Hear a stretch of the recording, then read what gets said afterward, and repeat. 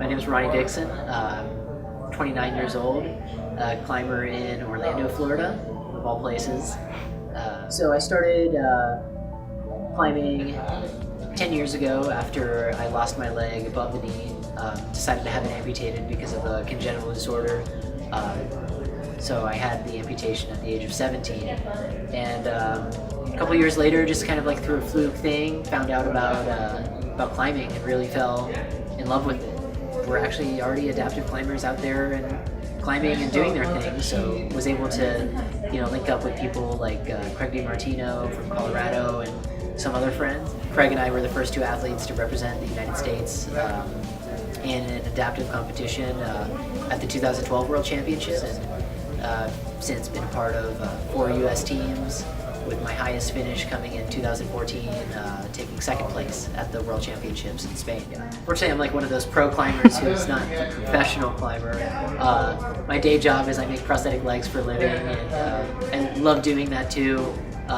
Get the chance to work with a lot of clients. The tread wall has been like one of my biggest climbing breakthroughs, especially with like some of the challenges here in Florida. One is gym terrain. So, training for sport climbing competitions, where the routes are 65, 70 feet long, really steep, or just maybe an outdoor project that could be 120 feet long and super steep, like most of these mega routes are turning out to be these difficult hurdles. The tread wall was like a really huge breakthrough in my sport climbing and getting endurance. And that really, really helped the rest of my climbing and learning how to like create and build tension, like different ways I can release tension,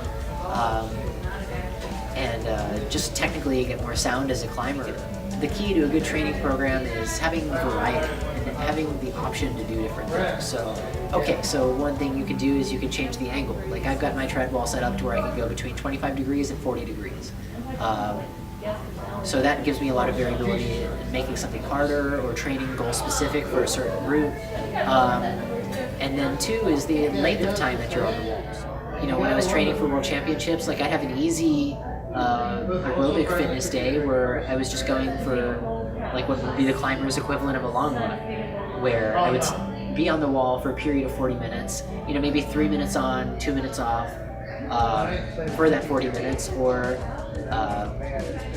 whatnot, just really, really building that base fitness in my forearm. So not getting like super pumped or anything like that, but just staying on for a really long time. Or like vice versa, you can do a completely different interval where you can do 1 minute on, 1 minute off for 10 minutes, but make sure that that route that you're doing is like an 8 or a 9 out of a pump level. Really great protocols there, both training completely different energy systems in the forearm. Like one is really like long, low intensity, the other is really short but higher intensity. And you can kind of do anything in between. So I think it's applicable for anybody. It's all just about how you set it up. There just really isn't a better training tool than the tread wall. It works, it's perfect.